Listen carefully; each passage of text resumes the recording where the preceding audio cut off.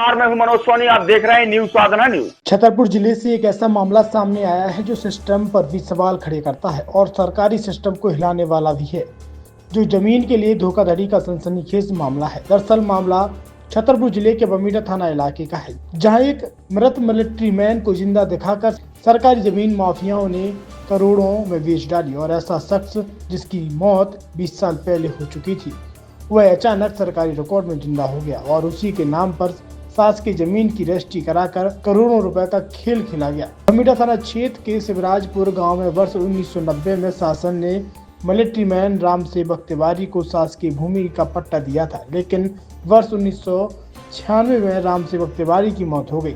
नियमों के मुताबिक मृत्यु के बाद यह भूमि फिर से सास की रिकॉर्ड में दर्ज होनी थी, लेकिन वह नहीं की गई और भूमाफियाओं का खेल शुरू हो गया। वर्ष 2013 में भूमाफियाओं ने मृत राम सेवक तिवारी को कागजों में जिंदा कर दिया। ना मृत्यु प्रमाण पत्र का सत्यापन हुआ, ना ही राजस्व रिकॉर्ड का मिलान, और उसी शासकीय भूमि की रजिस्ट्री निजी लोगों के नाम दर्ज कर दी।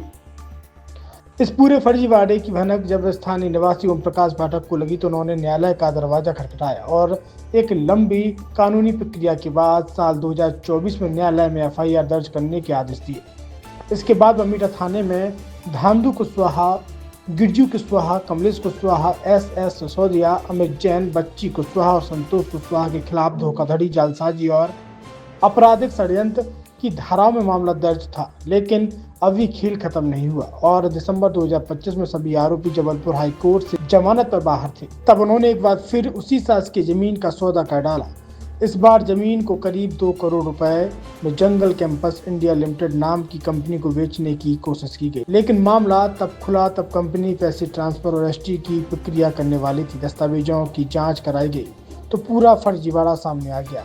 इसके बाद कंपनी के डायरेक्टर गजेंद्र सिंह ने बमीठा थाने में शासकीय भूमि की अवैध बिक्री, धोखाधड़ी और अन्य गंभीर धाराओं में शिकायत दर्ज कराई। फिलहाल बमीठा पुलिस ने मामले में एफआईआर दर्ज कर आरोपी खड़िया कुशवाहा, धांधु कुशवाहा, कमलेश कुशवाहा, बिरजू कुशवाहा, रमेश रैकवार, कमलेश रैकवार सहित एक अन्य की तलाश में जुटी है।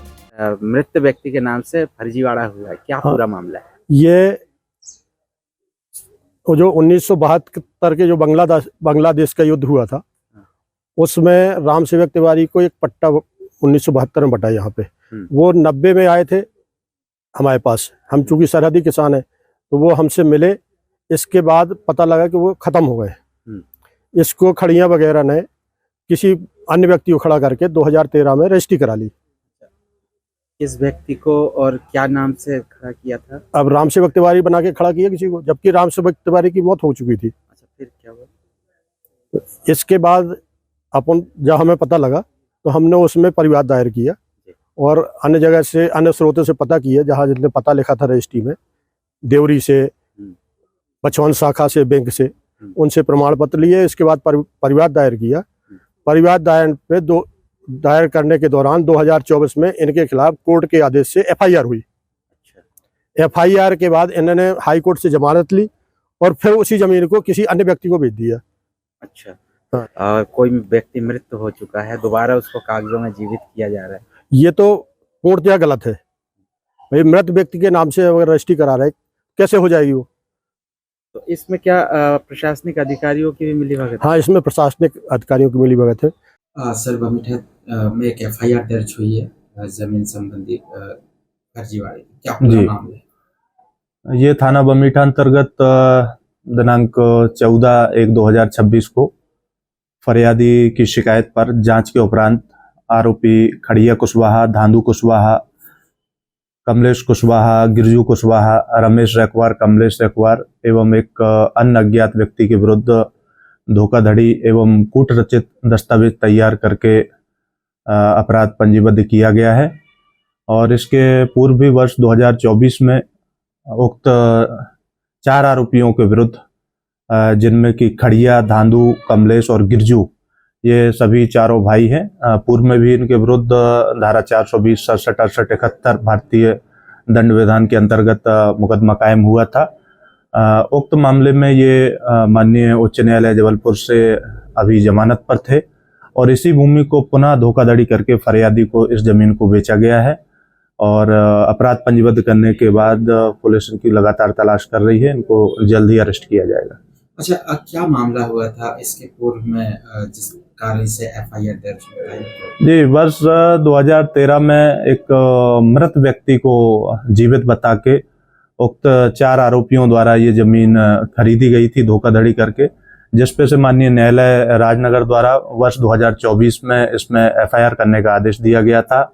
और उसी जमीन को दोबारा फिर से वर्ष अक्टूबर 25 में इनको फरियादी को बेचा गया, उसके साथ धोखाधड़ी की गई और जिसको लेके दिनांक 14 जनवरी को मुकदमा कायम किया गया।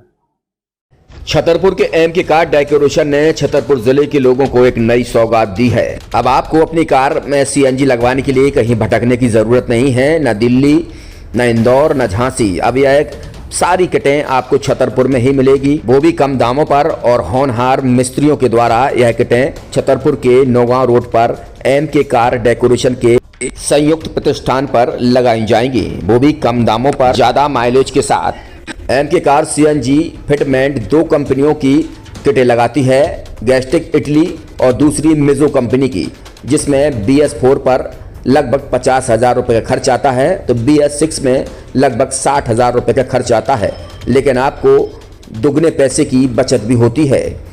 तो वहीं 4 घंटे में आपकी गाड़ी में सीएनजी किट कंप्लीट की जाती है।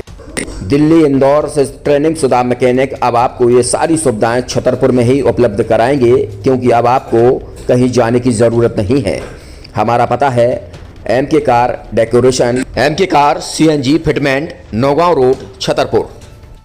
ये सीएनजी जो है ये आपको जो गाड़ियों में लगाई जाती है तो ये आपका 2 गुना पैसा बचाती है। 2 गुना पैसा बचाने का उसका ये रहता है कि सीएनजी का जो रेट है ना, अभी वर्तमान में अपने छतरपुर में समथिंग 80 रुपये किलो चल रही है और वो 1.5 गुना एवरेज देती है। जैसे आपकी गाड़ी, कोई भी गाड़ी 20 का एवरेज दे रही है, तो उसको अगर आप सीएनजी लगवाएंगे तो उसका एवरेज 30 का हो जाएगा, जो 110 रुपये के पेट्रोल में आपकी 20 किलोमीटर चल रही थी, फिर वो 80 रुपये में आपकी गाड़ी 30 किलोमीटर चलेगी। तो यहाँ पेट्रोल की रेट भी, डीजल के, अपने सीएनजी के रेट भी अपने कम हो जाते हैं और माइलेज भी गाड़ी का बढ़ जाता है। और क्या क्या नई नई चीजें आई हैं? इसमें ITO अप्रूव्ड किट लगाई जाती है और भारत सरकार जो की है इस सीएनजी को प्रमोट कर रही है। और इसमें मुख्य योगदान जो अगर इसमें देखा जाए ना, कि आपका जो पॉल्यूशन होता है ना, लो पॉल्यूशन रहता है और ये वेस्टेज जो कचरा होता है, इससे ये सीएनजी बनाई जाती है।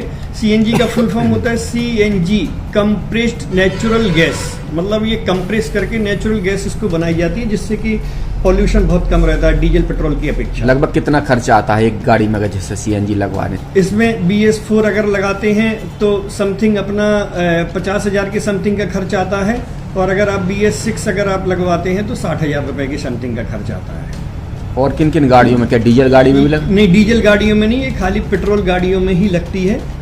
और इन गाड़ियों के कंपनियों के अलग अलग अप्रूवल होते हैं, ITO के अप्रूवल होते हैं। जो कंपनियों से जैसे गाड़ी उठा के लोग लाते हैं, नहीं लगवाते हैं, तो उसमें जो कंपनी से सीएनजी लगी आती है और आपके में कितना अंतर रहता है? कोई अंतर नहीं होता है। कंपनी फिटेड जो सीएनजी होती है और जो हम लोगों की लगाई हुई सीएनजी होती है, उनमें कोई अंतर